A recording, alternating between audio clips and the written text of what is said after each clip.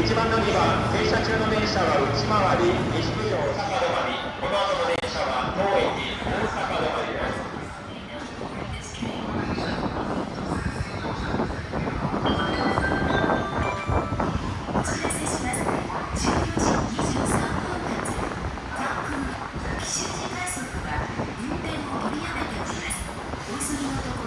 この後の関空西時快速は青葉線内に運転見合わせが発生しておりますため、急遽ではございますが、当駅、大阪止まりとなります。次に参ります電車は当駅、大阪止まりです。ご乗車にはなれませんのでご注意ください。まもなく1番乗り場に到着の電車は、本日急遽ではございますが、当駅、大阪止まりとなります。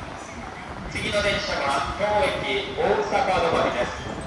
ご乗車にはなれませんのでご注意ください。青葉線内では強風が吹き荒れておりますため、天王寺和歌山間全線で運転を見合わせております。